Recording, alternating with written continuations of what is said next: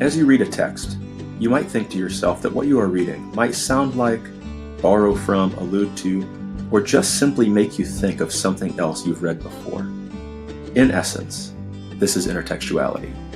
Intertextuality is a phenomenon shared by all media, whether that is texts, film, visual art, music, or advertisements. One work may quote, allude to, borrow from, adapt, or in other ways mimic themes, words, concepts, images, and other aspects of an earlier work. Or a reader may make connections between two or more works, even when the authors of the works did not deliberately intend for there to be connections. Intertextuality is a method or approach to interpreting literature. It may also be defined as reading one text in light of another, whether the connections are explicit or implicit. Intertextuality may also refer to all possible connections that can be established between texts. Intertextuality is understood in different ways. Intertextuality may be author or reader-oriented. An author-oriented approach looks at connections between texts that are intentional or unintentional uses by one author of another earlier text. A reader-oriented approach is not concerned necessarily with the author's intentions. Rather, this approach is concerned with the connections that readers themselves make, even if these connections were never intended to be made by the author. Connections may be made between one text and an earlier text, a contemporary text, or even a later text. Another way to put this is that intertextuality may be diachronic or synchronic. Diachronic intertextuality would refer to the historic influence between an older text and a later text. Synchronic intertextuality would refer to non-intentional, non-historic relationships between texts.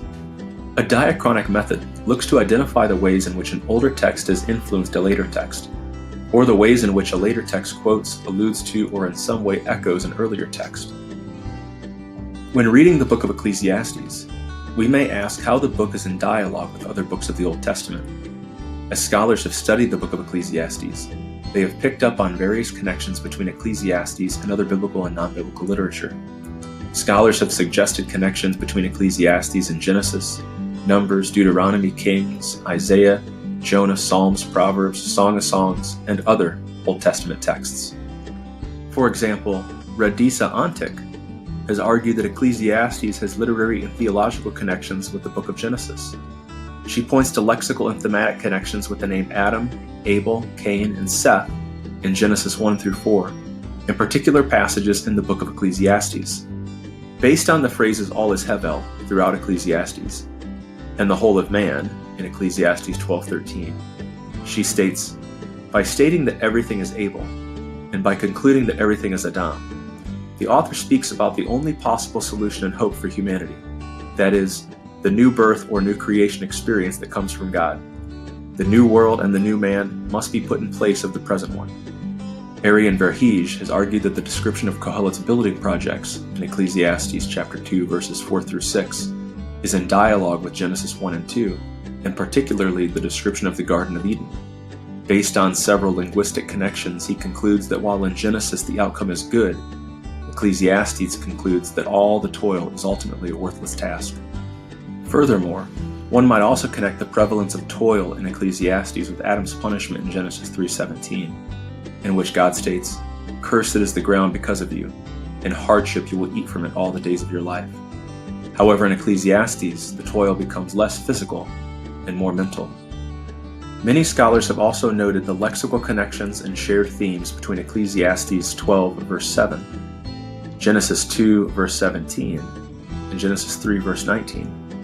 Ecclesiastes 12:7 states, "And the dust returns to the earth as it was, and the breath returns to the God who gave it."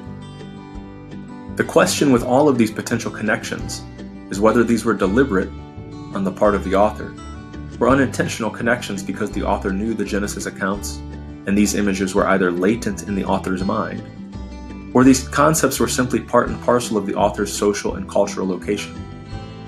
Bernard Levinson has argued that Ecclesiastes chapter 5 verses 3 through 4 deliberately draws upon Deuteronomy 23 verses 22 through 24a, which is a passage that provides a warning about making a vow to God.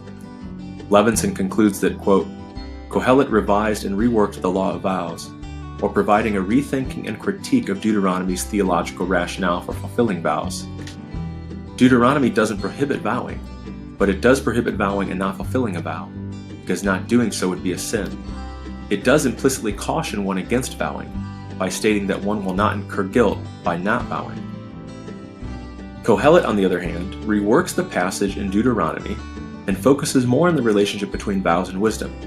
He doesn't say that it is a sin to not fulfill a vow, rather it's stupid not to do so.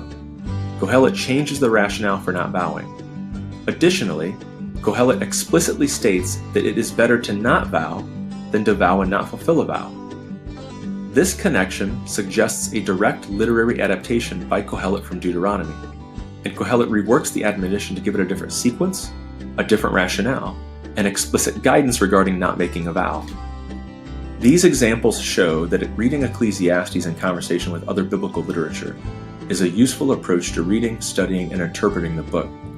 Breadth of reading leads to depth of reading, and all readers of Ecclesiastes should be open to how intertextual relationships can shed light upon Ecclesiastes and open up one's understanding of the book.